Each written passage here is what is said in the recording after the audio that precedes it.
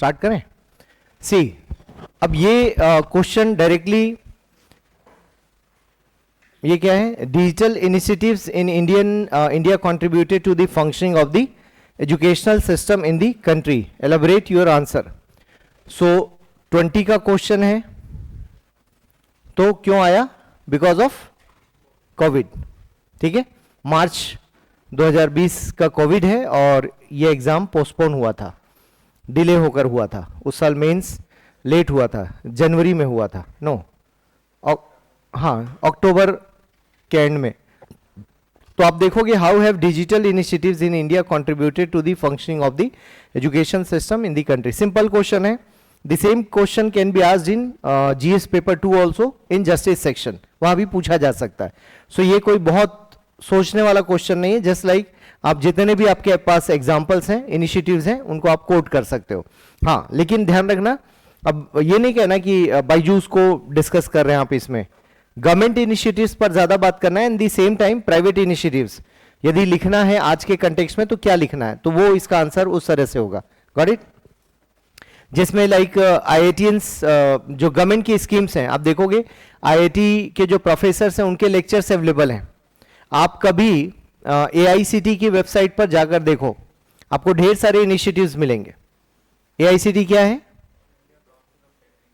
हाँ, council for technical education. तो आपके जो एमबीए कॉलेजेस होते हैं प्लस आपका इंजीनियरिंग कॉलेज, इन दोनों को रिकॉग्निशन देने का काम एआईसीटी करती है। ठीक है, तो एआईसीटी के पोर्टल पर आप देखोगे ढेर सारी नई नई चीजें हैं और इंडिया का जितना भी कोर्स है वो सब कुछ फ्री में अवेलेबल है। बस प्रॉब्लम यह है कि उसकी मार्केटिंग नहीं, इसलिए आपको पता ही नहीं कि वहां कुछ रखा भी हुआ है, या उन टीचर्स ने बहुत बोरिंग तरीके से पढ़ाया है, खड़े होकर उन्होंने टेलीप्रॉम्प्ट पर किताब पढ़ दिया है उन्होंने, और उसको वो लोग डिजिटल लेक्चर कह रहे हैं, तो इसलिए वो बहुत इनोवेटिव नहीं है। मतलब जो इनोवेशन चाहिए एजुकेशन में वो चीज वहां पर नहीं है, इसलिए वो लैकिंग भी है। एनीवेज, तो ये कंटेक्स्ट वाला क्वेश्चन है, पर्टिकुलर रीजन आया था वो। नाउ 21 का क्वेश्चन है, uniqueness of tribal knowledge system when compared with main stream knowledge and cultural systems. तो कल्चरल था, ट्राइबल नॉलेज सिस्टम था, ये सेम हम एम्पावरमेंट में भी रख सकते हैं इस क्वेश्चन को, बट इंडियन सोसाइटी में फिलहाल देखते हैं, क्योंकि इंडियन सोसाइटी का ये भी फीचर है कि हमारे यहाँ ट्राइबल सिस्टम है, वी हैव कास्ट सिस्टम, तो वहां पर इसको जोड़कर देखते हैं इस क्वेश्चन को। So what is the uniqueness, what kind of uniqueness you can see? बोलिए, टेल मी।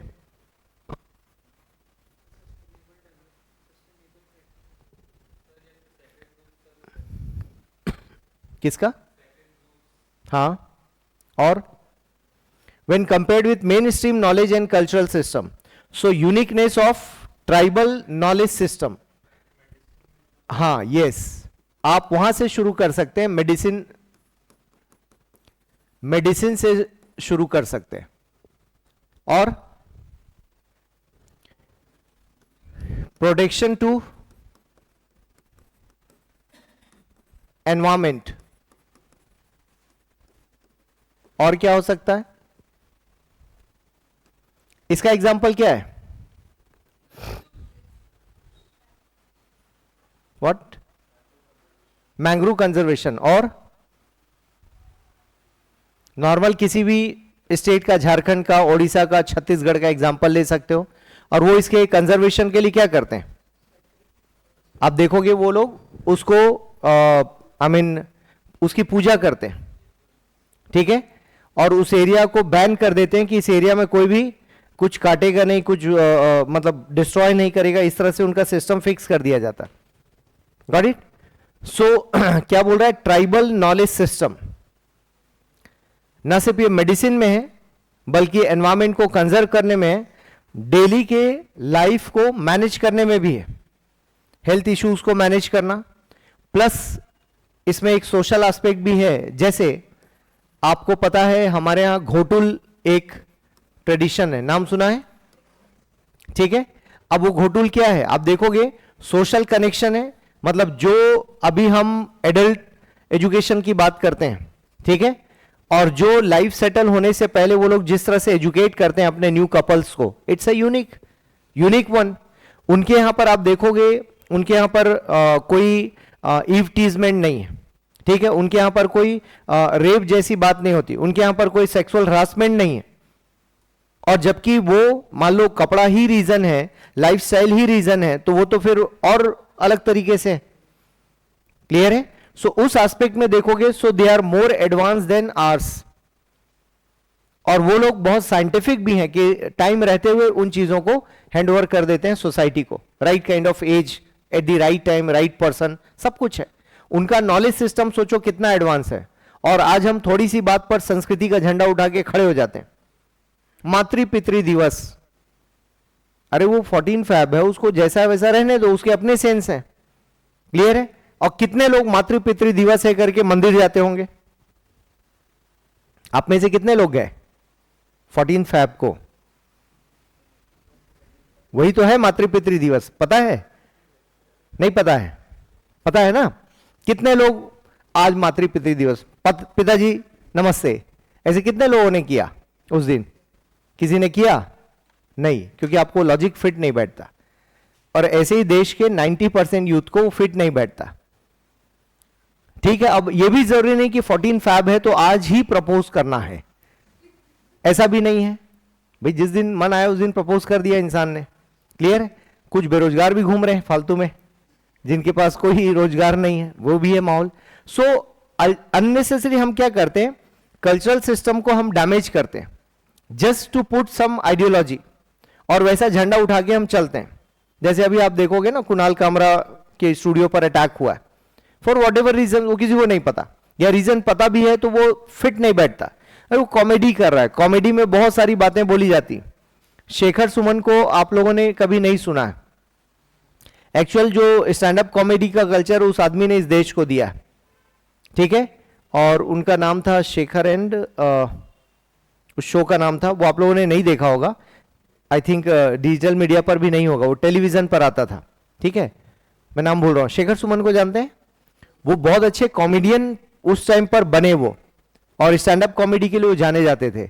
और रोज उनके कॉमेडी में शुरू ही होते थे पॉलिटिशियंस, लालू और रबड़ी देवी, वहां से शुरू करते थे एवरी शो, और ढेर सारे पॉलिटिशियंस पर वो कमेंट करते थे, लेकिन सब खुश होते थे। इनफैक्ट जो कार्टूनिस्ट हैं उनके एग्जीबिशन में हमारे पुराने प्रधानमंत्री जाते थे, उनके शो को रिबन काटने जाते थे उनके शोज में कि ये फेमस कार्टूनिस्ट हैं। तो सोचो, वो भी कार्टून बना रहे हैं लेकिन उनके शोज में जा रहे हैं, क्योंकि वो एक हेल्दी सिस्टम डेवलप करके हमारा देश देख चुका है। खासकर डेमोक्रेटिक में आप देखो, डेमोक्रेसी में क्या है, ये सब टॉलरेशन के लाइन में आता है ना, कि टॉलरेट करना चाहिए। एनीवेज, बाद में बात करेंगे। सो बात हो रही थी uniqueness of tribal knowledge system. तो ऐसे आपको ढूंढना है कि इनका नॉलेज सिस्टम कहां कहां पर फिट बैठता है, और जो मेन स्ट्रीम से बेटर मिलता है हमें। देखो, बहुत कोई किताब लेकर इनका आंसर तलाश नहीं कर पाओगे आप। This is all about your readings. हाँ, रीडिंग के लिए मैं कुछ रेफरेंस दूंगा आपको, बट और मैं खुद भी आपको लिखवाऊंगा, कंटेंट भी दूंगा और एडिशनल। सो आपको क्या करना है, existing knowledge and cultural system का एनालिसिस आपको पता होना चाहिए कि दोनों का एनालिसिस क्या है। क्लियर है? आप देखोगे इनका बरियल सिस्टम वो अलग काम करता है, इनकी फूड हैबिट्स वो अलग काम करती हैं, इनके अपने मैरिज सिस्टम वो अलग काम करते हैं। क्लियर है? वर्क करने का सिस्टम। अच्छा, एनवायरमेंट को देखोगे, कभी भी ये पेड़ नहीं काटते, और ये फ्रूट्स तब तक नहीं खाते जब तक उसकी पूजा ना हो जाए, क्योंकि उनका मानना है कि उस फ्रूट को तभी खाना है जब उसका टाइम आ जाए। So this way they can protect their fruits, उसको बचा के रखते हैं। क्लियर है? अभी आप और हम क्या करते हैं, मतलब आप देखोगे दिसंबर में भी आप तरबूज खा रहे होते हो, जबकि वो गर्मी का फल है। तो अब क्या किया आपने, उस फल की इंटीग्रिटी ही खत्म कर दी कि भैया तू कभी पैदा हो जा। ठीक है, सीड्स डाले, एनवायरमेंट क्रिएट किया और बना दिया तरबूज। तो दिसंबर में ठंड में आप तरबूज खा रहे हैं, जबकि वो गर्मी के हिसाब से डिजाइन है, नेचर ने डिजाइन किया। नेचर ने हर सीजन के हिसाब से आपको फ्रूट्स दिए। पानी की कमी होती है इसलिए उसमें इस वक्त पानी होता, तो नेचर पानी आपको देता है। नेचर में देखो कितना पावर है कि वो सैंड के नीचे से पानी सक करता है वो प्लांट, और वो पानी वाला आपको फल तैयार करके देता है कि आप इसको खाओ तो पानी की कमी आपको नहीं होगी। ठीक है, खीरा, ककड़ी, ये सब जो भी है पानी वाले जितने भी फ्रूट्स हैं। सो नेचर की सेटिंग देखो कितनी अच्छी, उस चीज को ये लोग बेटर अंडरस्टैंड करते हैं। और हम जो main stream knowledge and cultural system है, इसमें हमने अननेसेसरी चीजों को अटैच कर दिया। और हमने डिस्ट्रॉय कर दिया, उस सिस्टम को ही इनफैक्ट डिस्ट्रॉय कर दिया। क्लियर है? अभी जैसे आपके फूड हैबिट सबसे इंपैक्ट किया है किसी चीज ने, तो उसने आपके फूड हैबिट्स को, आप जो भी मार्केट का खा रहे हैं जंक फूड है ना, वो एक्सट्रीमली डेंजर है, वो एक्सट्रीमली डेंजरस है। आप किसी भी रेस्टोरेंट में चले जाओ, ठीक है, बहुत अच्छे अच्छे रेस्टोरेंट में वो लोग बहुत हाइजीन मेंटेन करते हैं, सब कुछ ठीक ठाक है, लेकिन जो लोकल कभी हम ठीक है टंग को टेस्ट देने के लिए खा लेते हैं खड़े होके, एक दो बार समझ में आता है, लेकिन आप डेली रूटीन में पर डे कुछ खाते हैं तो इट्स वेरी डेंजरस। क्योंकि वो क्या है, आप कभी डोसा देखना पब्लिकली बनते हुए, और उसका जो कपड़ा होता है पानी जिसमें मारता है, गलती से उस पर नजर पड़ गई तो भैया ठीक रहने दो मैं जाता हूं, ऐसा बोलोगे आप, है ना। जब तक नहीं देख रहे हो तब तक ठीक है, देख लिए तो बहुत डेंजरस है, क्योंकि वो कई जमाने से धुला नहीं होगा और वही कपड़ा रोज सुबह शाम इस्तेमाल होता है, उसमें तेल लगा हुआ, दुनिया भर की चीजें लगी हुई है, और जस्ट लाइक पोंछने के लिए। तो लॉजिक क्या देगा कि भैया तवा इतना गर्म है कि कोई उसमें जीवाणु कीटाणु भी होगा तो मर जाता है वो, ऐसे उसका लॉजिक है। और उसी में ही वो पूरा ऐसे समेटेगा एक बार और फिर उसको पानी में डाल देगा, और पानी भी कई जमाने से रिप्लेस नहीं हुआ है, तो वही चल रहा है पानी। तो खैर ऐसा ऐसा एक्सपोजर आपके लिए ठीक नहीं है ना, खाना ही बंद कर दोगे आप। एनीवेज, तो आप देखोगे कि अब जो हमारा अपना नॉलेज एंड कल्चरल सिस्टम था वो क्या था कि घरों में पर्टिकुलर फेस्टिवल में, घरों में पर्टिकुलर टाइम पर उन डिशेस का इस्तेमाल होता था और वो चीज सर्कुलेट होती थी। और ये कहां से आता था? ट्रेडिशन में, कि घर में खाना बनेगा, लोग सीखेंगे, वो आर्ट हैंड ओवर होगा, है ना। Again I am not talking about कि घर में किसको खाना बनाना है, मैं बता रहा हूं कि अभी आपको खाना बनाने का जो आर्ट है वो धीरे धीरे खत्म होता जा रहा है, वो सेलेक्टेड हैंड्स में रह गया, ठीक है, वो शिफ्ट नहीं हुआ, क्योंकि घर में आप खाना बनते हुए देख नहीं रहे, या जैसा आपको बनते हुए देखना चाहिए वो नहीं देख पा रहे हैं आप। सो अदरवाइज इंडियन सिस्टम में बहुत सारा मेडिसिन हम लोग साथ में खा रहे हैं, ऐसा है वो, that is good for your health. जैसे जो मसाले का कॉम्बिनेशन है स्पाइसेस का, वो आपके बॉडी के लिए बहुत अच्छा होता है, क्लियर है, लेकिन उसका कॉम्बिनेशन पता होना चाहिए। इसीलिए आप देखोगे पुराने जमाने लोगों की हेल्थ बहुत अच्छी है, उनके दांत नहीं झड़ेंगे, है ना, उनके बाल एज इट इज मिलेंगे आपको, और उनकी याददाश्त, उनको स्पैक्स नहीं लगा हुआ है, सब कुछ उनका सब फिट फाट, क्योंकि उनका सिस्टम वैसा था, फूड हैबिट्स उनकी वैसी थी, मसालों का कॉम्बिनेशन उनका वैसा था। सो एनीवेज ये सारी चीजें हैं, बात करेंगे इसके बारे में। 21 का क्वेश्चन है, how does Indian society maintain continuity in traditional social values. मैंने अभी कहा था कंटिन्यूटी एंड चेंज, ये वहीं से टॉपिक उठाया गया, क्लियर है। In traditional social values enumerate the changes taking place in it. So क्या बोला? Maintain continuity in traditional social values, ये कीवर्ड्स हैं आपके। कोई एक एग्जांपल दें, मैं अभी आपको जस्ट कंफर्ट कर रहा हूं इस सब्जेक्ट के साथ, इसलिए थोड़ा सा मैं डिस्कस करते हुए आगे बढ़ रहा हूं। Tell me, how does Indian society maintain continuity in traditional social values. अभी चेंज नहीं बोल रहा है, सिर्फ कंटिन्यूटी बोल रहा हूं। ऐसे कौन से ट्रेडिशनल सोशल वैल्यूज हैं जिसको हम कंटिन्यू किए हुए हैं, जो आपके मम्मी पापा के टाइम के थे या दादा दादी के टाइम के थे? टेल मी।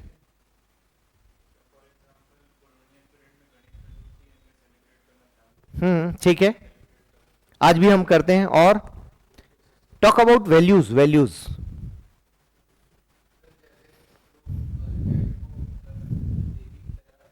हाँ,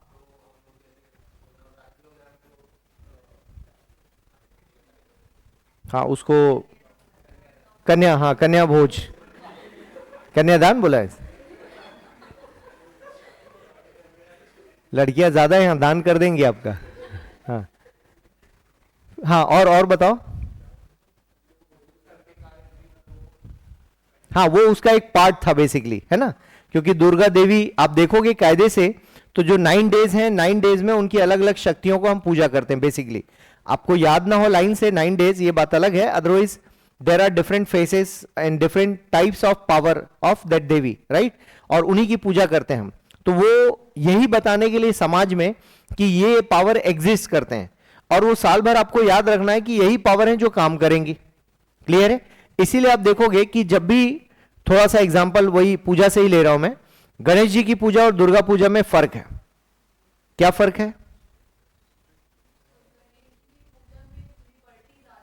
yes, very good.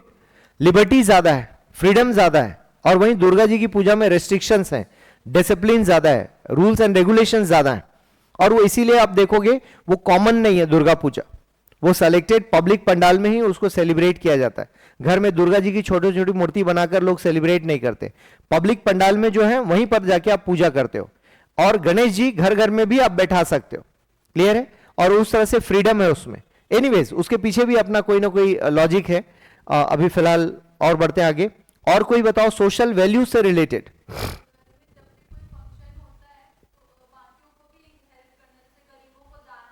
Yes, very good.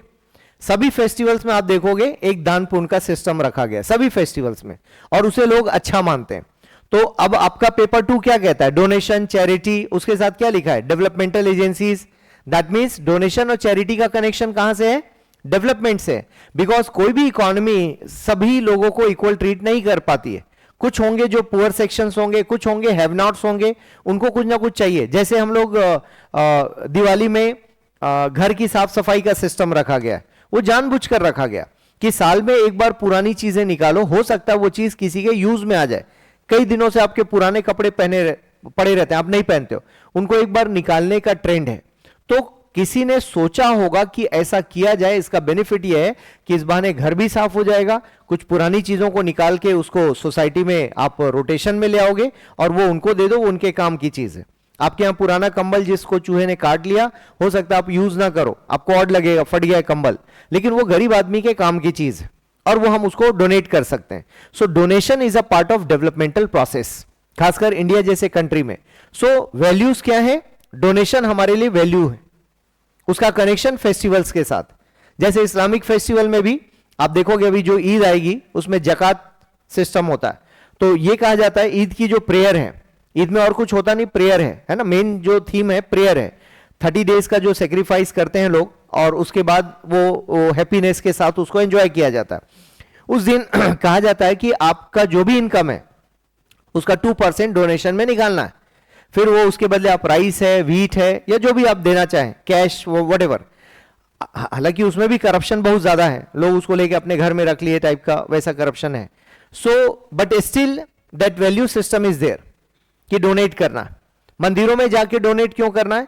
क्योंकि ताकि डोनेशन के वक्त आप उसको दबा ना सके, क्योंकि जो ले रहा होता है वो बेचारा ऐसे झुका हुआ होता है, और जो दे रहा है वो उसको कोई ईगो सिस्टम ना है। इसलिए मंदिरों में ही डोनेशन का सिस्टम रखा गया, क्योंकि भगवान के सामने आप छोटे हो तो आप छोटे बने रहो, ताकि इंसान हमेशा अपने कूल एंड काम को मेंटेन करे। नहीं तो डोनेशन देते वक्त आपको ये भाव आ जाए कि मैं दे रहा हूं इसलिए तुम खा रहे हो, तो फिर उस डोनेशन का सेंस खत्म हो गया। आ रहा है समझे? डोनेशन क्या चीज है कि राइट से दे रहे हो तो आपके लेफ्ट हैंड को भी पता नहीं चलना चाहिए कि आपने कुछ दिया है। ये एक्चुअल वैल्यू है उसके डोनेशन का। फिर सभी धर्मों में यही चीज काम करती। अब आप आजकल कंबल देते हो, फोटो है ना, फिर मतलब 1 दर्जन केला नहीं देना, उसके लिए 25 लोग फोटो खिंचाते हैं साथ में खड़े होकर, देखो हमने 1 दर्जन केला गिफ्ट किया उसको। आ रहा है समझे? तो आप देखोगे ये अब हमारे लिए दिखाने का हो गया है, और सोशल मीडिया पे प्राउडली हम लिख भी देते हैं कि हमने आज ये डोनेट किया है। तो आप खुद का नाम नहीं बल्कि उस बेचारे की इंसल्ट कर रहे हो कि वो डोनेशन वाला है, ठीक है, लेकिन वो भी, उसकी भी मजबूरी हो तो चुपचाप ले लेता है। एनीवेज, सो जो कंटिन्यूटी है हमारे इंडियन सोसाइटी में ट्रेडिशनल सोशल वैल्यूज में, उनके बारे में हमें लिखना है कि वो क्या चीज है। अभी जैसे एक नया सिस्टम क्या है, ओल्ड एज की रेस्पेक्ट। तो एक नया ट्रेंड भी है कि अपने पेरेंट्स को या जो खासकर ग्रैंड पेरेंट्स हैं उनको साथ रखने का एक वापस नया ट्रेंड शुरू हुआ है। ज्वाइंट फैमिली तो नहीं है, लेकिन न्यूक्लियर फैमिली में थोड़ा सा एक्सटेंशन बढ़ा है और लोग उसकी रेस्पेक्ट करना शुरू किए, अपने पेरेंट्स को साथ रखना शुरू किए हैं। कुछ हद तक रिटर्न आ रहा है, लेकिन अभी भी वैसा नहीं आया जो हो सकता था पहले से जो चला आ रहा है। क्लियर है? और आप देखोगे कई बार इसको जैसे 1 BHK अर्बन एरियाज में, अभी हम अर्बनाइजेशन पढ़ रहे थे ना, सो अर्बनाइजेशन का एक चैलेंज क्या है कि वो मकान ही इतना छोटा बनाते हैं कि आप, आपके बीवी बच्चे बस इतने ही उसमें आ पाए, कोई और आ ही नहीं सकता। तो मजबूरी है, आप मुंबई गए हो, फैमिली को बुलाओगे कैसे? आ रहा है समझ में? सो ये भी एक बड़ा चैलेंज है कि कभी जो भी कॉलोनी बनाते हैं या जो जमीन की कीमत लगाते हैं, आप देखोगे वो अर्न कई गुना करते हैं। क्या अच्छा नहीं होगा कि वो लोग 2 BHK ही बनाकर दे दें, ताकि एक कम से कम छोटी फैमिली सेटल हो जाए। आप पैसे ले लो, लेकिन आप कई एक्स में आप पैसे कमाते हैं, ठीक है ना। मतलब वो 1 गुना भी नहीं, 10-10, 20-20 गुना आप ज्यादा पैसे अर्न करते हो बनाकर, बिल्डिंग्स बनाकर। क्लियर? तो वो सिंपैथी इंपैथी वाला सिस्टम नहीं है। अभी हम क्या करते हैं, 1-1 इंच बेचने की कोशिश करते हैं, उस चक्कर में फैमिली सस्टेन नहीं करती। एनीवेज, सो जो ट्रेडिशनल सोशल वैल्यूज हैं वो हम कैसे मेंटेन करते हैं, जैसे जानवरों को खाना खिलाना। मैं आज हिंदी अखबार में देख रहा था, दुर्ग में कहीं पर गायों को रखा जाता है, तो लोग वहां पर बाहर से आते हैं बछड़ों को दूध पिलाने, उनको भोजन कराने कि पुण्य मिलेगा। क्लियर है? तो कहीं ना कहीं जानवरों को लेकर हमारी सिंपैथी तो बड़ी है, क्लियर है, बट गवर्नमेंट का सपोर्ट सिस्टम वैसे काम नहीं कर रहा है। जैसे रूरल एरियाज में अब क्या हो गया, लोगों का ब्रेन बहुत कमर्शलाइज्ड हो गया। नहीं तो लोग क्या करते थे, खासकर मैं छत्तीसगढ़ का एग्जांपल ले रहा हूं, हम अपने गांव की गायों को कभी भी बाहर नहीं भेजते थे। वो बुढ़ी हो जाए, बुढ़ी होकर वो गांव में ही खत्म होगी, लेकिन उसे कभी भी बाहर नहीं भेजते थे। अभी क्या हो गया, लोग उसको या तो सेल कर देते हैं या छोड़ देते हैं उसके हाल पर, ना तो वो दूध दे रही है ना वो आपके किसी काम की, तो आप क्या करते हो, उसको रोड में छोड़ देते हो। और किसी दिन या तो जो लेकर जाने वाले हैं, स्मगलिंग करने वाले लोग हैं, वो बांग्लादेश के रास्ते उसको ले जाएंगे, या फिर हाईवे में उसका एक्सीडेंट हो जाना है। इसी सिस्टम के लिए आप देखोगे लास्ट जो कांग्रेस गवर्नमेंट है उन्होंने क्या शुरू किया था, नरवा गरवा घुरवा बाड़ी एक प्रोग्राम शुरू किया था, दैट वाज गुड वन। ऐसे किसी मास लेवल की स्कीम की जरूरत है हमें उस सिस्टम को रिस्टोर करने के लिए। सो कुछ ऐसे आपको सोचना है। आई होप समझ पा रहे होंगे कितना लोड आ रहा है आपको सोचने में, क्योंकि ये वेल एस्टेब्लिश थ्योरीज नहीं है जो पूछा जा रहा है। किसी बुक में आप ढूंढोगे तो मिलेगा नहीं। हाँ, इसको देखकर हम नोट्स बना लेते हैं, वो बात की बात, क्वेश्चन आने के बाद हम बनाते हैं ना, बट पहले से वो चीजें एग्जिस्टेंस नहीं है। आ रहा है समझ में? सो ये बिल्कुल यूनिक क्वेश्चंस हैं जिसमें सिर्फ और सिर्फ एग्जाम हॉल में बैठकर सोचने वाले हो आप, लेकिन आपको कुछ चीजें पता होंगी। जैसे आप देखोगे इसमें कुछ वर्ड्स आपके लिए बहुत फैमिलियर हैं, जैसे social value, traditional, continuity, Indian society. So you should have some knowledge in these words, इन्हीं पर खेलना है आपको। आप देखोगे ऐसे 50-60 वर्ड्स हैं जिनके आसपास ये थ्योरीज घूमती हैं, उन्हीं को मिला मिलाकर पूछा जाता है। मान लो आपको यही नहीं पता है कि वैल्यूज क्या हैं, फिर सोशल वैल्यूज क्या हैं, फिर ट्रेडिशनल सोशल वैल्यूज क्या हैं, तो आप आंसर ही नहीं दे पाओगे। और ये तीनों पता है तो आंसर लिख लोगे आप। Is it clear? इसलिए मैं कहता हूं कि कई बार अदर वे अखबार पढ़ा करो, जो काम के नहीं वो भी एडिटोरियल पढ़ लिया करो, ऐसे फालतू टाइप के एडिटोरियल, लेकिन उससे नॉलेज आपका बढ़ता है कि चल क्या रहा है। कभी फेस्टिवल के बारे में डिटेल आया वो भी पढ़ लो, कभी ट्राइब्स के बारे में आया वो भी पढ़ लो, एक वो होता है संडे को मैगजीन द हिंदू में, वो भी पढ़ लो। लेकिन स्पीड आपकी अच्छी होनी चाहिए पढ़ने की, फोकस आपका क्लियर होना चाहिए कि मुझे इसमें से लेना क्या है, कुछ है भी या नहीं लेने का। ठीक है? कई बार एक मैं उनका नाम भूल रहा हूं, देवदत्त पटनायक एक राइटर हैं, वो अखबार में क्या करते हैं, एवरी संडे उनका लॉजिक आता है। ठीक है? उनका यूट्यूब चैनल और बाकी सोशल मीडिया भी है, आप देखना। वो एक एडिटोरियल लिखते हैं और अच्छी अच्छी बात बताते हैं कि पुराने जमाने में हम ऐसी पूजा क्यों करते थे, उसका कनेक्शन क्या है, मतलब वो अभी मॉडर्न कनेक्शन बताते हैं। तो उनका कुछ लॉजिक बड़ा स्ट्रांग है कि अच्छा इसलिए वो हम सेलिब्रेट करते हैं, तो पूरा ऐसे ढूंढ के निकालते हैं इंडियन मैथोलॉजी से, तो माइथोलॉजी को एक्सप्लेन करते हैं कि हमने इस भगवान की पूजा क्यों की, इस सिस्टम को क्यों मानते हैं। सो कुछ इस तरह की चीजें आप जब पढ़ लेते हो ना तो यूपीएससी में आपको हेल्प मिलती है। Now 22, explore and evaluate the impact of work from home on family relationships. अब अगेन ये प्रीडिफाइंड क्वेश्चन नहीं है, बट हां आप इसको लिख सकते हैं। क्लियर है? क्या बोला? On family relationships. अब ये नहीं पूछ रहा है कि पॉजिटिव और नेगेटिव, लेकिन क्या बोला? एक्सप्लोर, इवेल्युएट एंड इंपैक्ट बोला। तो इंपैक्ट कैसा होता है? यही होता है इंपैक्ट, तो बोल ही रहा है, दोनों लिखना है। ठीक है? Of work from home on family relationships. अब ध्यान रखना फैमिली बोला है, तो फैमिली में आप देखोगे husband wife, then kids, and then parents, इनके भी पेरेंट्स आ गए। अभी फिलहाल न्यूक्लियर फैमिली इतना मान के चलो। कई बार इतने ही मिलेंगे और कई बार पेरेंट्स भी होते हैं, मतलब इनके माता पिता, तो पता चला घर में 5-6 लोग हैं, ठीक है ना। अब क्या बोल रहा है, एक्सप्लोर भी करना है, इवेल्युएट भी करना है, इंपैक्ट को पॉजिटिव नेगेटिव दोनों सोचना है। अब ये आएगा नहीं, रिपीटेड क्वेश्चन नहीं होगा, बट डोंट नो, है ना। तो आप बताओ क्या होना चाहिए। मैंने ब्रेक कर दिया क्वेश्चन, अब देखो। हाँ, लैक ऑफ टाइम, यस।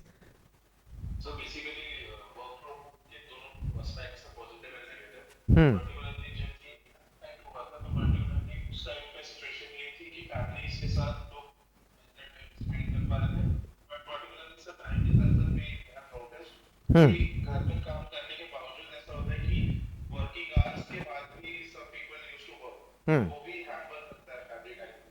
तो मतलब इसके पॉजिटिव इम्पैक्ट शुरू में थे, लास्ट जैसे जैसे टाइम टू चेंज होता जा रहा है, तो वर्किंग आवर्स एक्चुअली जो होने चाहिए जो उसके ऊपर जा रहे हैं, तो वो एक्चुअली फैमिली लाइफ को हैम्पर कर रहा है।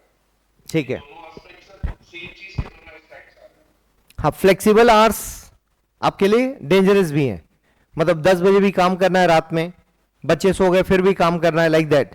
सो कुछ ज्यादा फ्लेक्सिबल हो गया, ठीक है। चलो आप लोग बताओ पॉजिटिव नेगेटिव क्या है, एक एक पॉइंट वाइज लिखते हैं हम लोग। मैं इसे एक मिनट, एक पॉइंट तो लिख लूं कि फ्लेक्सिबल आवर्स ये पॉजिटिव साइड में, बोलो।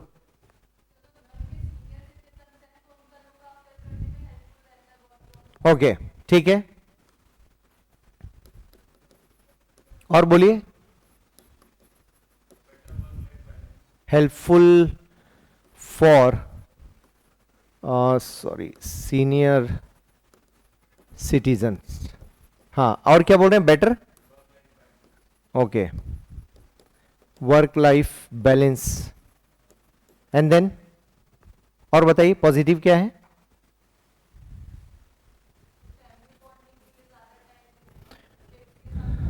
ओके, लिख लेते हैं family bonding, then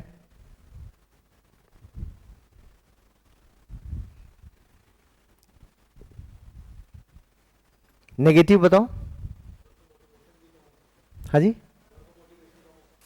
work motivation कम हो सकता है घर पे रहने पर, okay, less motivation, then domestic violence, दिन भर पकौड़े चाहिए, कॉफी चाहिए, हाँ, ऐसा हो सकता है, हुआ भी है। सॉरी, अच्छा, pressure of deadlines, okay, pressure of deadlines, ठीक है, वर्क प्रेशर हो सकता है, और बताओ।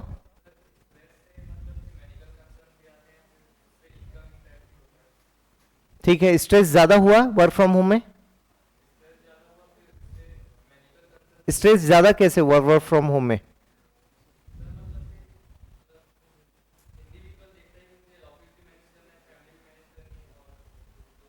अच्छा, ठीक है, हाँ, तो यहां पे वर्क लाइफ बैलेंस का एक इंपैक्ट ये भी हो सकता है कि वो बैलेंस ना कर पाया हो, ये भी हो सकता है, क्योंकि दोनों एक साथ मैनेज करना है। घर से आप चले जाते हो तो घर आपको दिखता नहीं वैसे, है ना, फिर ऑफिस दिखता है, फिर ऑफिस में भी वहां जो भी हो रहा है सब मैनेज कर लेता आदमी। घर में अलग तरह के चैलेंज है, जैसे आप देखोगे कुछ लोग के साथ टेक्निकल चैलेंज क्या है, चेन स्मोकर है, तो ऑफिस में तो स्पेस है, घर में स्पेस नहीं है, हर बार वो दूर गेट में जाना पड़ता है, बाहर मोहल्ले के गेट के बाहर, है ना, तो वो एक अलग चैलेंज लोगों के लिए। फिर ऑफिस में आपके पास बहुत सारा स्कोप होता है फ्लेक्सिबिलिटी का अपने हिसाब से, वो घर में नहीं है, पूरे टाइम वाइफ पूछ किसका फोन है, किसका फोन है ना, तो अलग आदमी परेशान, या हस्बैंड वाइफ पे डाउट कर रहा है, वाइफ हस्बैंड पे डाउट कर रही है, क्योंकि सामने सामने काम चल रहा है ना। ऑफिस में आपका बहुत सारा अपना स्टाइल होता है चीजों को डील करने का, जरूरी नहीं वाइफ उन चीजों को देख रही हो, और वाइफ के लिए पहली बार है कि अच्छा ऐसे बात करते हो अपने कोलीग से, है ना, तो वो फिर अलग कार्यक्रम चल रहा है रात भर, मतलब फिर उधर दोनों, है ना। सो वो सोच रहा है कब ऑफिस खुले मैं ऑफिस जाऊं, तो ये भी चीज हो सकती है कि वो बैलेंस नहीं हो पा रहा है। और बताओ। यस, आप सोशलाइज नहीं कर पा रहे हो, लेस सोशलाइजेशन। आपके पास फ्रस्ट्रेशन के लिए भी घर के ही मेंबर्स हैं, नाराज भी होना उन्हीं पे होना है, मनाना भी उन्हीं को है शाम को। और ऑफिस में तो बहुत सारे लोग हैं जिनको डांट वांट के आप ठीक हो जाते हो, है ना। अब वहां फोन पे जो डांट मिल रही है, आदमी वैसे परेशान। अच्छा, एक तो सामने नहीं होते हो, फोन पे होते हो, तो बहुत सारी चीजें कन्विंस नहीं कर पाते हो आप। और अक्सर ये मेजर ड्रॉप बैक होता है कि हम फोन पे अक्सर सारी चीजें चाहते हैं कि सेटल हो जाए, and this is wrong way. तो वो भी है कि आप लेस सोशलाइजेशन। और फिर जब आप मिलते हैं अपने फ्रेंड से, बाहर निकलते हैं, तो एक होता है आपके अंदर डिसिप्लिन भी आता है। नहीं तो घर में निकर पहने पहने आदमी वैसे ही हो जाता है पूरा, है ना। वो जूते पहनने भूल जाता है। आप बाहर निकलते हो तो थोड़ा आप डिसिप्लिन में भी होते हैं, आपको थोड़ा ठीक लगता है, आप रेडी होते हैं, प्रिपेयर होते हैं। नहीं तो घर में आप वैसे कई दिनों तक, है ना, आप देखोगे बॉयज का हॉस्टल वाला रूम है ना, बहुत खतरनाक होता है वो। ठीक है, घास नीचे उगाती है, पलंग के नीचे घास। ये मैंने देखा है दिल्ली में लोगों के यहाँ, क्योंकि उन्हें जीवन में कभी आदत नहीं थी कि वैसे रहना है। तो उन्होंने सोचा झाड़ू तो कभी नहीं लगाना है, बेड के नीचे कौन झाड़ू लगाता है, तो कभी झाड़ू नहीं लगी, मतलब बाहर बाहर से निकाल लिया, जितनी दूर में स्लीपर है, जितनी दूर में खड़े होना है, तो पता चला वह घास उगाई। ठीक है, एनीवेज, सो आप देखोगे वो सोशलाइजेशन का इंपैक्ट आपने ठीक कहा। और कोई पॉइंट?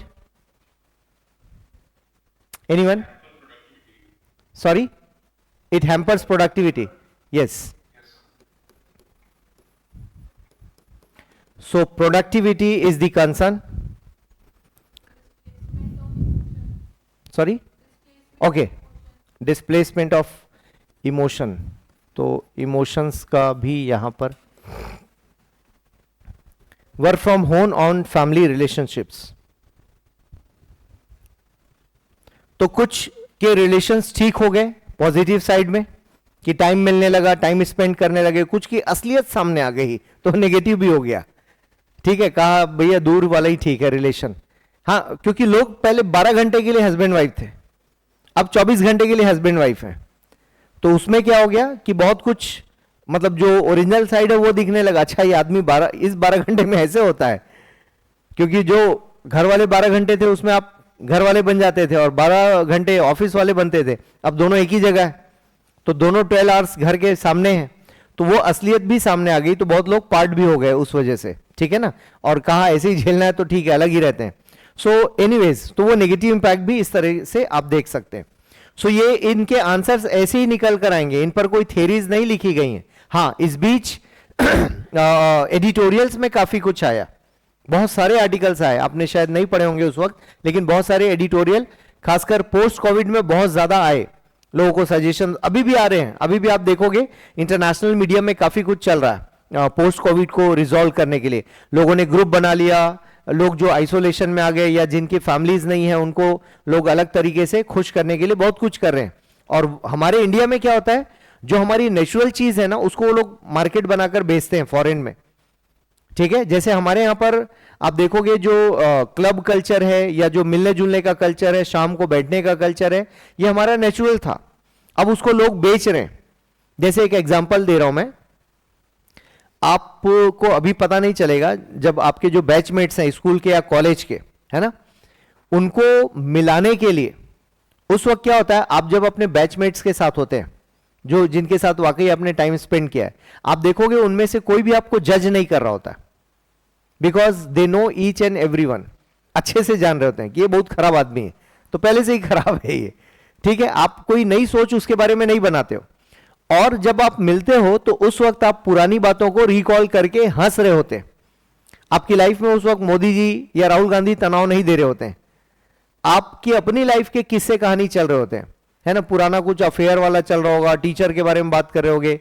तो वो जो चीज है, इसको पता है फॉरेन में अभी टूर प्लान कर रहे हैं वो लोग क्या बोलते हैं, आप अपने फ्रेंड्स का नंबर दो, हम आपके लिए पार्टी ऑर्गेनाइज करेंगे, आपको ऐसे लोकेशन पर ले जाएंगे जहां पर आप एंजॉय करोगे एक दूसरे का टाइम।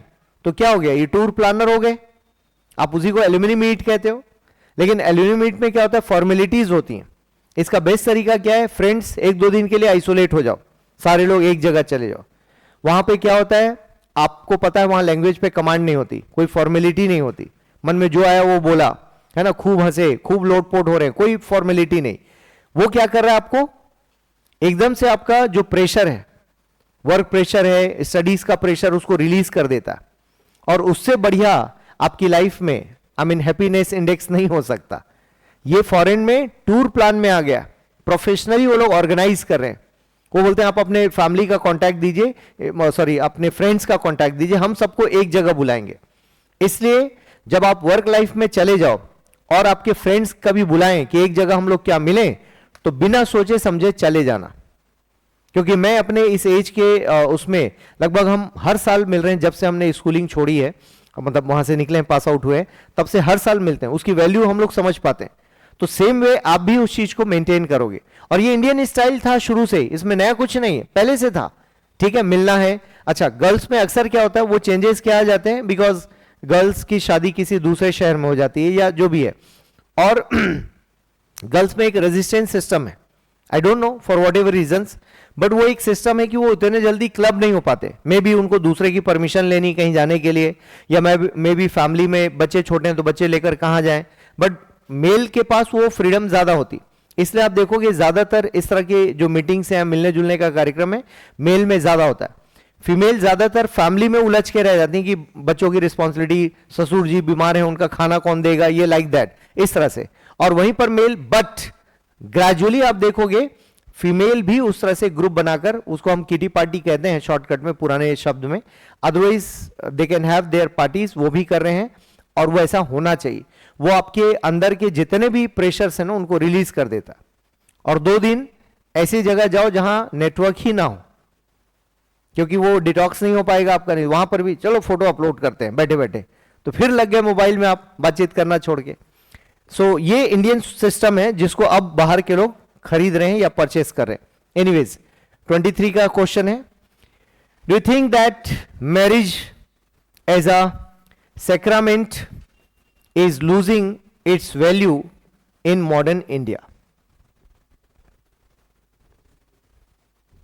Yes or no? ठीक है, ये 23 का क्वेश्चन है। दैट मीन्स अभी भी यूपीएससी के दिमाग में कुछ ना कुछ चल रहा होगा, ठीक है ना, कि फिर से पूछ सकते हैं। क्योंकि मैरिज को लेकर बहुत सारी बातें हो रही हैं आज इंडिया में, whether it is required, not required, क्यों चाहिए, है ना, ये सब कुछ। और फिर क्योंकि मेन है संस्कार या सेक्रामेंट के तौर पे इसको देखना। अब तक हम इसे संस्कार मानते थे। मैंने अभी कुछ दिन पहले ही आपसे बात किया था, हमारे जो हिंदू सोशल सिस्टम है, आश्रम व्यवस्था, ठीक है। सो इसमें हमने 25 के 4 स्टेजेस माने थे। तो यहां पर एग्जैक्टली आप देखोगे यहां मैरिज का सिस्टम था, एंड देन मतलब यहां से फैमिली सिस्टम में आप चले जाते हो। क्लियर है?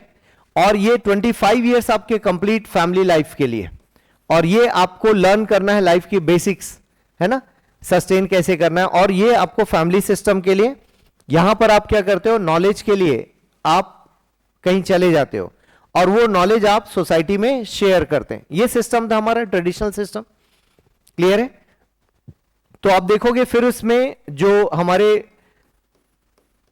पुरुषार्थ, ये क्या है, धर्म, काम, मोक्ष, अर्थ। अच्छा, अर्थ इधर आएगा, ठीक है, धर्म, काम, अर्थ, मोक्ष, ये 4 है। तो इसमें भी आप देखोगे कि कहीं ना कहीं फैमिली को सेटल करना एक संस्कार था, एक सिस्टम था। क्लियर है? अब वो संस्कार मतलब उस तरह के वैल्यू के साथ नहीं है, मे बी वो फॉर्मेलिटी है या मे बी नीड्स पर डिपेंडेंट है वो। क्लियर? नीड्स या वांट्स पर डिपेंडेंट है। सो आपको एक थोड़ा सा लॉजिकल आंसर देना होगा, और फ्रीडम इतनी ज्यादा मिल गई है कि हम वैल्यू करना भूल गए और हमने फ्रीडम इतनी ज्यादा ले ली। जैसे आप देखोगे उसके दोनों पार्ट हैं। बहुत लंबे समय तक हस्बैंड वाइफ एक दूसरे को बर्दाश्त भी किए, ऐसा भी रहा। एट द सेम टाइम कुछ हस्बैंड वाइफ एग्जाम्पल के तौर पर भी रहे सोसाइटी के लिए कि अच्छा ये लोग एक दूसरे के लिए बहुत डेडिकेटेड और इंटीग्रेटेड रहे पार्टनर में, ठीक है, इंटीग्रिटी काफी स्ट्रांग रही, आप डेडिकेटेड हैं पार्टनर के लिए। वहीं पर ये नेगेटिव एग्जांपल है, वहीं पर ये पॉजिटिव एग्जांपल है।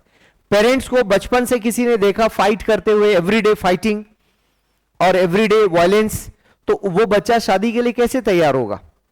वो तो भागेगा ना, बोलेगा शादी करके यही लाइफ देखना है तो आई एम बेटर अलोन, ठीक है। और यहीं से पता चला कि फिर आप सेम सेक्स में आपने ढूंढना शुरू किया कि he is my best friend या मेल फीमेल वॉट। तो यहां से ये एक अलग फेथ सिस्टम डेवलप होता है। उसके पीछे रीजंस हैं, उसके पीछे नेगेटिव रीजंस हैं। जब ये हमारे देश में ये कल्चर डेवलप हुआ उस वक्त भी ये डिस्कशन का पॉइंट था और आज भी ये डिस्कशन का पॉइंट है। Because in the opposite sex there are certain kind of insecurities, एक दूसरे को नहीं समझने का, एडजस्ट नहीं कर पाने का, क्योंकि ये अचानक से ऐसा नहीं ना कि कहीं बाहर से कोई स्पीसीज आ गई और वो लोग इस तरह से सेम सेक्स मैरिज कर रहे हैं। ये हमारे बीच के ही लोग हैं, सोसाइटी के ही लोग हैं। और ऐसा भी नहीं कि कोई नया वैल्यू सिस्टम आ गया कि अचानक से लोगों का वैसा सेंस डेवलप हो गया। No, it is not like that. ये सोसाइटी से ही डेवलप हुआ है, ये सोसाइटल इश्यूज ही हैं जो डेवलप हुए हैं और वो साइकोलॉजिकल ज्यादा है। और उसके पीछे बहुत सारे पॉइंट्स हैं जो साइकोलॉजिस्ट डिस्कस करते हैं या सोशियोलॉजिस्ट डिस्कस करते हैं। उनका मानना है कि अपोजिट सेक्स में जो मैरिजेस हो रहे हैं उसमें कुछ कॉम्प्लेक्सिटीज हैं, male egos, female egos, male female का नहीं जमना, क्लियर है, एक्सप्लॉयटेशन या वायलेंस वहां पर इन्वॉल्व है। तो उन सब से बच के एक रास्ता आपने अलग निकाला, तो ये भी मैरिज को डिस्ट्रॉय कर रहा है, ऐसे हम मान सकते हैं। क्योंकि अब वो संस्कार फॉर्म में नहीं है, अब वो पार्टनर फॉर्म में है कि मुझे एक सपोर्ट सिस्टम चाहिए, क्लियर है। और एक बहुत अच्छा डिस्कशन था और उस डिस्कशन में एक लड़की ने सवाल किया, उसके फादर भी थे, वो बच्ची भी वहां थी, और उन्होंने सवाल किया, जीवन विद्या का सेशन चल रहा था, ठीक है, 7 डेज का उनका सेशन होता है वहां पर। सोम त्यागी जी जो टीचर हैं उसके, वो उनको आंसर करना था बेसिकली। उसने कहा कि मुझे मैरिज की क्यों जरूरत है, आप आंसर करो, क्लियर है। उसने बोला सोम भैया को कि आप आंसर कीजिए, मुझे मैरिज की क्यों जरूरत है। बोले मैं वेल सेटल्ड हूं और मैं सॉफ्टवेयर इंजीनियर हूं, I am earning so much, ठीक है, मुझे फिजिकल नीड्स मेरी अपनी है वो मैं पूरी कर लेती हूं, क्लियर है। There are ways, it's okay, ठीक है, वो भी है, बच्चे अडॉप्ट कर लेंगे चाहिए होंगे तो, अदरवाइज फिलहाल नहीं चाहिए। अब इसके बाद क्या चाहिए मुझे, फैमिली क्यों चाहिए, खाना जोमेटो से आ जाता है, रेंट पर घर ले लिया जाएगा, जॉब मेरे पास है because I am skilled, software engineer थी वो, फादर भी है उसके, वो स्पेशली लेकर आए थे कि चल एक आदमी जो इसका आंसर कर सकते हैं, ठीक है। तो जो सोम भैया उन्होंने कहा कि इसका आंसर मैं लास्ट में दूंगा, मतलब 7th डे, उस दिन तो कुछ डिस्कशन हुआ, कहा तुम 7 डे तक बैठे रहो, will have some discussion. 7th day she convinced कि फैमिली सिस्टम क्या है, क्योंकि वो फैमिली सिस्टम पे ही बात हो रही थी, why it is required, what is the importance of family system. फिर उन्होंने सारे एस्पेक्ट 7 डेज में खोल दिए, not because of that girl, because उस लेक्चर का पार्ट होता। मैंने पहले भी डिस्कस किया आपसे, जीवन विद्या और वैल्यू सिस्टम ये सब है ना, सो काफी अच्छे लेक्चर्स होते हैं, काफी लॉजिक्स हैं उसमें, कोई मतलब भगवान की पूजा करके आपको ठीक होना ऐसा नहीं है, देयर आर सर्टेन लॉजिक्स। तो उन्होंने लॉजिक रखा कि फैमिली की जरूरत कहां पर है, आप कब फैमिली चाहते हो। बोले वो फ्रेंड जिस दिन आपकी उनकी अपनी जरूरत खत्म हुई आपसे, दे लीव यू, तब आप क्या करोगे, उनके पास और भी ऑप्शंस होंगे, देन व्हाट, क्लियर है। जब आपको लगेगा कि यूज ही होना है, ऐसी फीलिंग आपको आनी शुरू हो जाएगी, तब क्या करोगे। क्योंकि हस्बैंड वाइफ में क्या होता है, यूज वाला रिलेशन नहीं होता, उसमें कई बार आप फेथ में होते हो, कई बार आपका डेडिकेशन होता है, कई बार आप इमोशनल अटैचमेंट के साथ होते हैं। जैसे वाइफ अपने हस्बैंड में फादर ब्रदर को भी ढूंढती है, वैसे ही हस्बैंड या मेल अपनी वाइफ में मदर को भी ढूंढता है और बहन को भी ढूंढता है और अपनी फ्रेंड को भी ढूंढता है। ये रिलेशन कहां से लाओगे, ये चीज कहां से लाओगे, क्योंकि वो तो मतलब ऐसा है ना कि जब जरूरत है तब आप उन रिलेशंस को डेवलप कर रहे हो जो टेम्परेरी हैं, जिनमें आपके इमोशंस के साथ कोई उनका रिलेशन नहीं, they have the relation with body only. और उसे ऊपर एक टाइम के बाद तो फिर इमोशंस ही काम आएंगे, बॉडी तो खत्म है, फिर वो लाइफ का अपना टाइम है ना, पूरे लाइफ में आपके सारी चीजें साथ नहीं रहेंगी। बचपना अपनी जगह है, यंग अपनी जगह है, बुजुर्ग अपनी जगह है, तब क्या करोगे? तो एनीवेज वो पूरे फैमिली सिस्टम को जब समझी तो कंप्लीटली सरेंडर, माइक लेके ऑफिशियली उसने बोला कि आज पहली बार मुझे इसका आंसर मिला है and I am convince with that. उसकी आंखें खुल गई, वो रोई भी अपनी फीलिंग्स के लिए। फादर साथ में थे, वो इतनी ओपन थी कि फादर साथ में थे और सारी बातें हो रही थी। आ रहा समझ में? सो एनीवेज मैं ये नहीं कह रहा हूं कि फैमिली सिस्टम अच्छी, लेकिन उसकी अच्छाई को समझने की जरूरत है कि उसकी ब्यूटी कहां पर है, because marriage leads you towards family system, ये भी एक रीजन है। और उसका एक सिस्टम जो डेवलप किया गया वो गलत नहीं है कि पेरेंट्स को भी सपोर्ट चाहिए और किसी और के पेरेंट्स को आप सपोर्ट दे रहे हो, आपके पेरेंट्स को कोई और सपोर्ट देगा, ये भी एक सिस्टम है। क्लियर है? मैरिज का एक ही पर्पस नहीं है ना कि सेक्सुअल लाइफ फुलफिल होनी है, that is one part and very small part. उससे बड़ी चीजें उसके साथ एसोसिएटेड हैं जिसको हम लोग यंग एज में नहीं देख पाते। जब आप फैमिली सिस्टम में जाओगे then you can have that system. जो हैप्पीनेस है ना वो आप उसको आप जज नहीं कर सकते। क्लियर है? जो आपके पेरेंट्स हैं वो आपके अपने चिल्ड्रन के साथ जब वो टाइम स्पेंड करते हैं तो वो कभी बीमार नहीं पड़ते। क्लियर? दे फील प्राउड, उनको ले जाना लाना ये सब बहुत इन्वॉल्वमेंट होता है, उसको आप दूर से महसूस कर सकते हो कि चल क्या रहा है। आ रहा है समझ में? और वो प्राउड सिस्टम है। और पैसे ना हो लेकिन उन बच्चों की हैप्पीनेस के साथ उनकी सारी बीमारियां दूर हो जाती हैं। और आप उनको अकेले छोड़ दो, गारंटी है एक हफ्ते में उनको मेडिसिन पर आना पड़ेगा, बिकॉज उस वक्त अटैचमेंट के लिए कोई भी चीज नहीं है। इसीलिए आप देखोगे इंडियन पेरेंट्स जो बीमार रहते हैं उसका बड़ा रीजन है उनके पास फैमिली नहीं है। फिर तो होना ही ना, छोटी छोटी जो तकलीफ है वो बड़ी लगती है उनको, पेन हो रहा है वो पेन और बढ़ जाता क्योंकि दिन भर अकेले हैं, बातचीत करने के लिए कोई नहीं है। तो आप जैसे बच्चे को संभालते हो वैसे आपको बुजुर्ग को संभालना है। नहीं संभालोगे तो क्या होगा? कौन उनको रखेगा? सामान थोड़ी ना कि उठा के स्टोर में छोड़ा है कि पुराना हो गया। क्योंकि ये संस्कार क्यों था? ये संस्कार इसीलिए था ना क्योंकि फैमिली सिस्टम उसका पार्ट है। तो मैरिज उसका एक स्टेप है। वो एक जैसे एजुकेशन सिस्टम है, एक क्लास में जाते हो वैसे मैरिज इज अ क्लास, और उसका राइट टाइम है, उसका राइट एंगल है, उसको डिस्टॉर्ट नहीं करना। अभी भी ये जिंदा है हमारे देश में, आज भी लोग हैं जो वैल्यू सिस्टम को अंडरस्टैंड करते हैं, फिर अपनी चॉइस से हो, लव मैरिज हो, व्हाटएवर, ऐसे बहुत सारे लोग हैं जो उस वैल्यू सिस्टम को समझते हैं। क्लियर है? आप देखोगे शादी करते वक्त सारी कंडीशंस आपकी ठीक वाली मांगते हो आप कि नहीं ये नहीं होना चाहिए, ये नहीं होना चाहिए, लेकिन खुद अपने बारे में सोच के देखो कि हम क्या वैसे हैं, हम क्या अपनी प्योरिटी पे कॉन्फिडेंट है? क्योंकि सामने वाले को आप वैसा एक्सपेक्ट कर रहे हो ना। हालांकि ठीक है, पुराने जमाने से अभी चीजें अलग हो गई।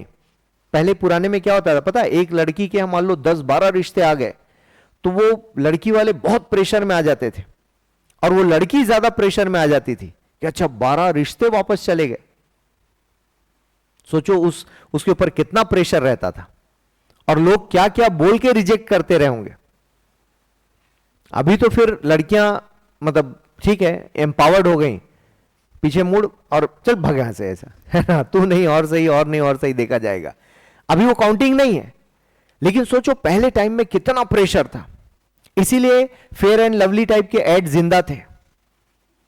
क्लियर है? चेहरे में पिंपल्स हैं, स्किन खराब है, उसके एड खूब चला करते थे पहले, और एकदम वो दिखाया जाता था, दुल्हन बन के लड़के वाले आए हैं तो क्रीम लगाए तुरंत हाँ बोल दिया, मतलब इस तरह के फालतू एड भी चला करते थे क्योंकि सोसाइटी में उस तरह के नॉर्म्स थे।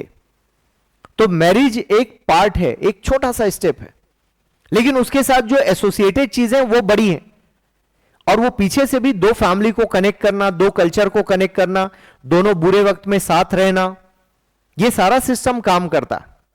और सिर्फ ये मैरिज होता ना तो वो मैरिज सिर्फ छोटा होता और बहुत शॉर्टकट, मतलब उसकी लाइफ का स्पैन बहुत छोटा होता। आ रहा है समझ में? तो ऐसे कई सारे एग्जाम्पल्स आपको मिलेंगे जहां पर इस सिस्टम को देख सकते हो कि जब आप अकेले हैं तब आपके पास कौन है? तब आपके पास फैमिली है। जब आप अकेले हैं तब आपके पास वही पार्टनर है, क्योंकि वो पार्टनर आपको जज नहीं करता, वो पार्टनर आपको रियल सेंस में पहचानता है।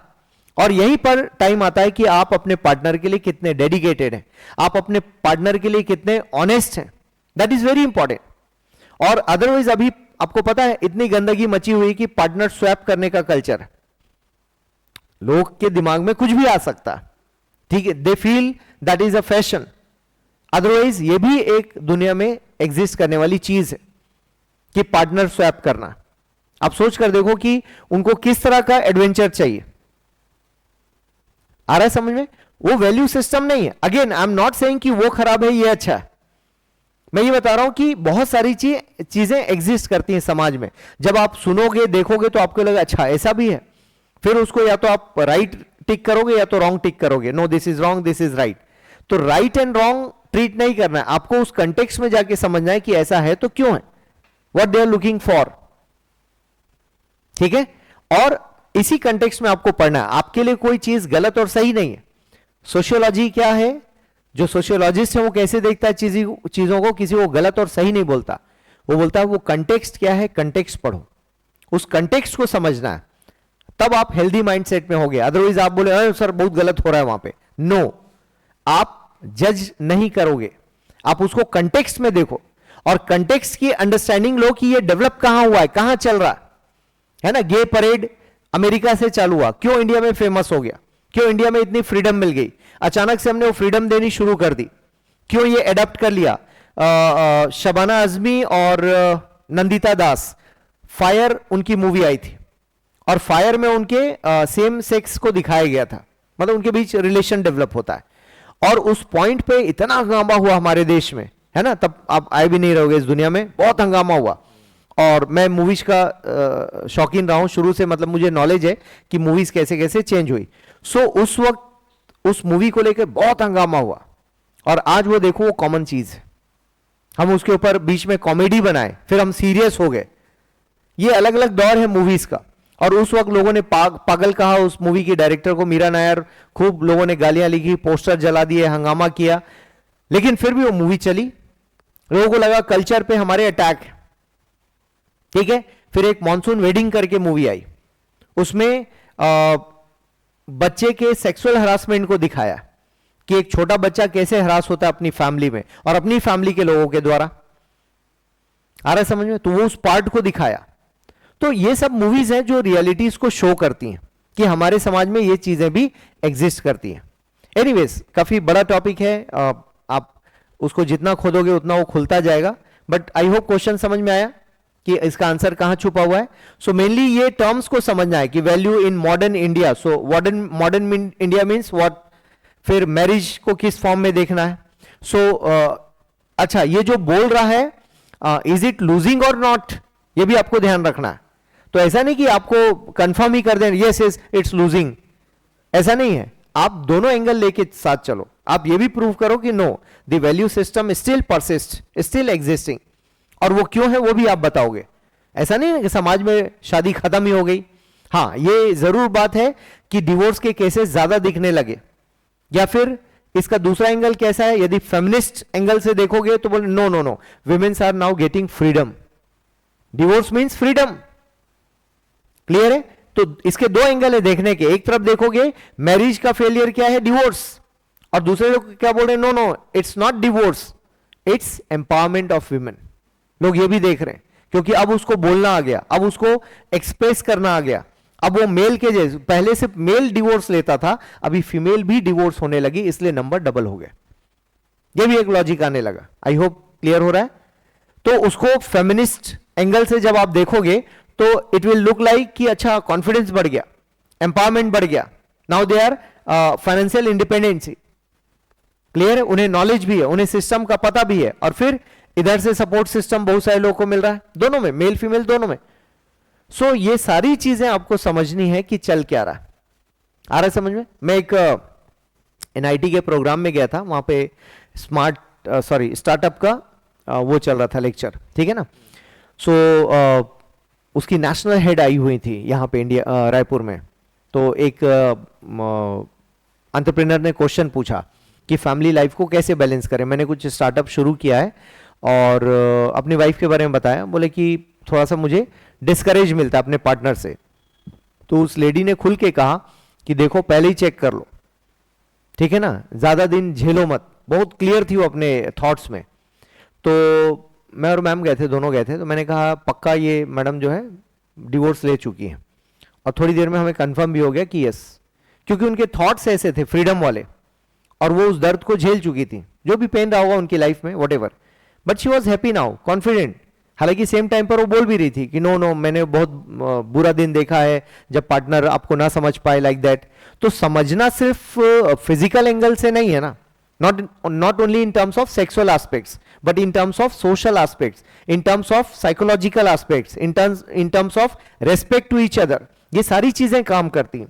और वो जब ना हो तो बाकी सारी चीजें बेकार हो जाती, फिर आप मशीन नहीं हो ना, everything starts from here, clear, यहीं पे आके खत्म भी होती है। सो ये बहुत इंपॉर्टेंट है, आप किसके साथ कंफर्ट हैं या नहीं है। आई होप क्लियर है, ठीक है, आगे बढ़ते हैं हम लोग। 23 का क्वेश्चन है, explain why suicide among young women is increasing in Indian society. ये पहले से नहीं था, क्या बोल रहा है, इंक्रीजिंग बोल रहा है। अगेन कोई एस्टेब्लिश थियरी नहीं है, आपको एडिटोरियल्स का ही सपोर्ट लेना पड़ेगा कि कभी आया एडिटोरियल्स। आप कहां पर सुनते हैं इस तरह के केसेस, किस सोसाइटी में, या सोसाइटी जनरल है, सभी में है ये, मतलब if I talk about hierarchy, upper class में है, मिडिल क्लास में है, लोअर क्लास में है, मेजॉरिटी कहां है, अपर क्लास में, अपर क्लास, और यहां ज्यादा है, और दोनों जगह रीजंस अलग अलग होंगे। अपर क्लास में अक्सर आपने मॉडल्स के बारे में सुना होगा, हीरोइन के बारे में सुना होगा, ठीक है, या अच्छी ऐसी महिला जो जिसके पास आपको लगे यार किस चीज की कमी, मेंटल पीस की कमी, जिसकी बात मैं अभी कर रहा था, आ रहा समझ में, मेंटल पीस नहीं है। आपने कई सारे बॉलीवुड मॉडल्स को सुना होगा, क्योंकि उनकी लाइफ में जितना आपको दिख रहा है, जो लाइट्स नजर आ रही हैं, जो कैमरा नजर आ रहा है, जो फोटोग्राफ्स वीडियो नजर आ रहे हैं, जो फैशन नजर आ रहा है, उसके अंदर क्या है, इंसान का एक दिल है, उसके अपने इमोशंस हैं जो पूरे अर्थ में सेम है, फिर वो अफ्रीका के जंगल में हो, या यूएसए में हो, पाकिस्तान में हो, भारत में हो, चाइना में हो, वो सब जगह एक जैसा है, क्योंकि हम सेम स्पीसीज के लोग हैं। वो इमोशन वाला सेम जगह, सॉरी सभी जगह सेम है, आप उसको चेंज नहीं कर सकते। यूएस या वेस्टर्न सोसाइटी हमें इतनी मॉड नजर आती है, लेकिन वहां पर भी हस्बैंड चीट कर जाए तो वो लोग डिवोर्स ले लेती, ऐसा होता है, इतनी ओपन है कि भाई चलो ठीक है एडजस्ट कर लेंगे, तो वो लोग एडजस्ट नहीं करती। Monica Lewinsky, that case was associated with Bill Clinton, election के ठीक पहले ये खबर फैल गई कि उनके रिलेशंस हैं, और उनकी वाइफ कौन है, हिलेरी क्लिंटन। बिल क्लिंटन कौन है, former president of USA, India के काफी अच्छे कनेक्शन से, बहुत राजनीति में भूचाल आ गया, सोचो मतलब वेस्टर्न कंट्रीज में ऐसा हो रहा है, और भूचाल भी आ गया, और हम लोग तो यहां से बैठ के क्या देखते हैं, अरे इन लोग का सब चलता है ना, हम लोग को लगता है सब इजी है। No, it is not like that. जितने टेंस में यहां रहते हैं उतने ही टेंशन में वो लोग भी रहते हैं। उनके कपड़ों पे मत जाओ, उनके स्टाइल पे मत जाओ, इमोशन सबके सेम है, क्लियर है। उतनी फ्रीडम लेते जरूर, बट चीटिंग को वो लोग भी बर्दाश्त नहीं करते, और बात बहुत दूर तक चली गई थी। वो तो मामला किसी तरह से एडजस्ट किया, हिलेरी क्लिंटन ने कहा पॉलिटिकल लाइफ खराब, बिकॉज दोनों पॉलिटिक्स में थे, बाद में फॉरेन मिनिस्टर भी बनती हैं, सो दोनों पॉलिटिक्स में थे, तो उन्होंने संभाल लिया, अदरवाइज वो टूटना तय था, क्लियर है। तो आप देखोगे कि anyways I was talking about upper class, तो वहां पर अब ये एक इंपॉर्टेंट एस्पेक्ट है, क्लियर है। अब यहां पर क्या है, यंग शब्द डालकर आपको उसने अलग डायरेक्शन दे दिया, क्योंकि फैमिली नहीं डाला। और जब आप ट्रेडिशनल थियरी पढ़ोगे सुसाइड की, तो उसमें आपको मेल का परसेंटेज ज्यादा नजर आएगा as compare to female. Female में परसेंटेज नहीं है, बिकॉज दे हैव फैमिली, इनके पास बहुत सारी चीजें होती हैं, खासकर बच्चे, है ना, वो इमोशनल एस्पेक्ट्स हैं, प्लस नेचर ने फीमेल को जिस तरह से बनाया, उसके मेंटल एस्पेक्ट्स को जिस तरह से स्ट्रेंथन किया है, she can handle lots of pressure. वो वैसे लोड नहीं लेती, क्योंकि मेल के साथ ईगो अटैच होता है, वो बाहर वालों से अपने ईगो को चेक करता है कि बाहर वाले क्या सोचेंगे, अच्छा मैं नहीं कर पाया, मैं अपनी वाइफ के लिए नहीं कर पाया, मैं बच्चों के लिए नहीं कर पाया, अच्छा मेरी हालत ये हो गई कि मुझे मांगना पड़ेगा, लाइक दैट। तो वो एक टाइम के बाद पूरा क्लब करता है, वो सोचता है अपने आप को खत्म कर लो, ईगो पर ले लेता। लेकिन फीमेल क्या है, वो ईगो पर नहीं लेगी, वो संभालती है बिजनेस को। आपने देखा होगा जो आपका क्या है सीसीडी, यस, सीसीडी वाला डैम में उसकी बॉडी मिली, डेड बॉडी, जो उसका ओनर था, उसकी वाइफ ने पूरा संभाला पीछे से, जबकि वो लॉस में चल रहा था, उसके कई सारे काउंटर लॉस में थे, इनफैक्ट कई सारा लोन उसने लेकर वो डूब गया वो बंदा। तो वाइफ ने कहा अब मैं संभालती हूं बिजनेस को, और उसने सारा सेटल किया, ऑलमोस्ट उसका लगभग 100% लोन सेटल्ड है। Now they are into profits, वापस आ गया प्रॉफिट पे, लाखों मतलब हजारों स्टोर्स बंद हो गए उनके। बट इवन दो, क्यों? बिकॉज वो managerial skills by default, by birth female को नेचर ने गिफ्ट किया हुआ है, राइट? सो एनीवेज, ये ट्रेडिशनल थियरी है। ट्रेडिशनल मींस जो आप एग्जिस्टिंग पढ़ते हैं सुसाइड के बारे में। सोशियोलॉजी में एक पूरा चैप्टर है सुसाइड के ऊपर, बट ये करंट अफेयर से आ रहा क्वेश्चन है। इसके पीछे रीजंस क्या हैं, इसको आपको समझना होगा कि क्या रीजंस हैं। सो मेन आप देखोगे यहां पर बहुत बड़ा पार्ट जो कंट्रीब्यूट करता है वो क्या है, इमेज एंड चीटिंग। क्लियर है?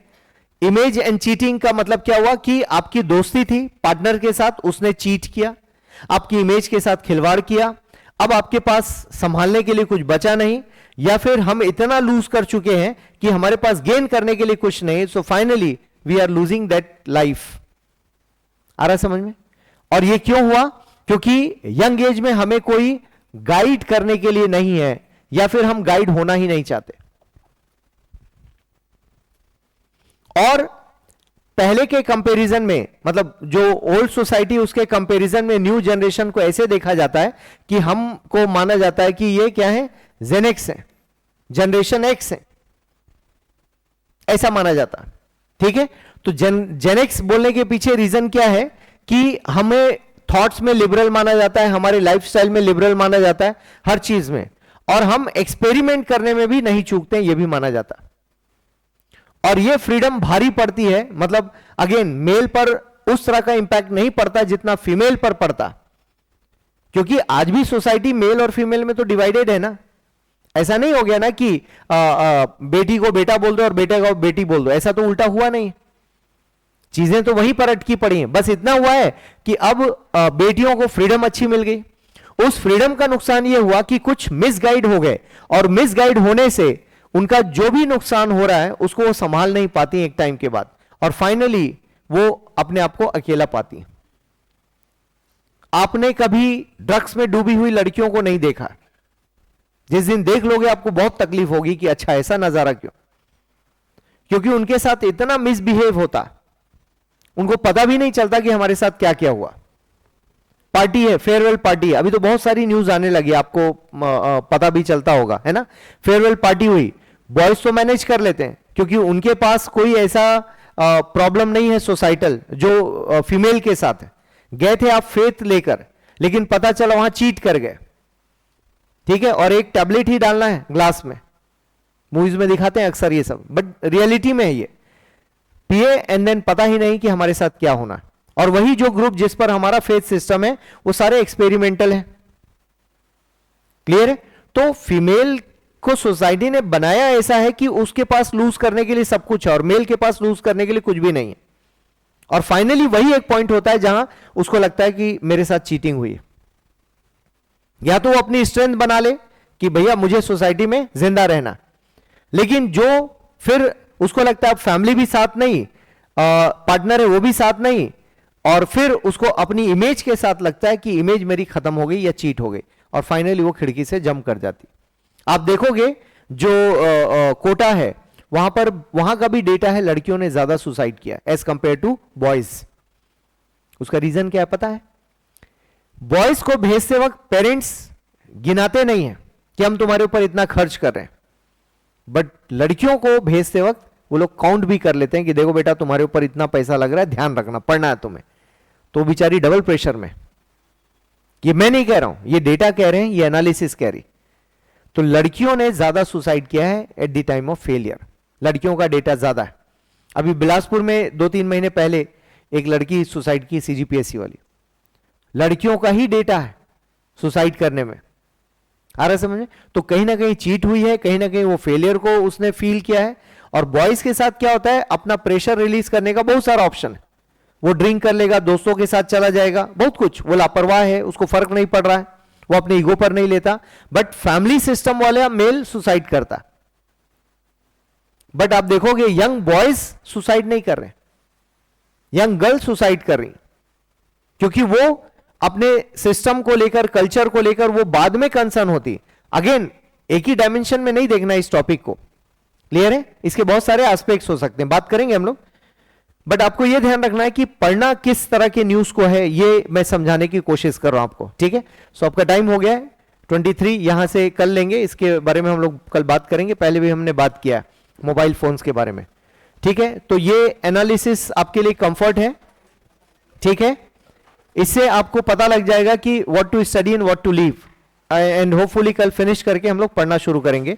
और पहला टॉपिक आपका वही है, सेलिएंट फीचर्स पर आएंगे हम लोग, राइट?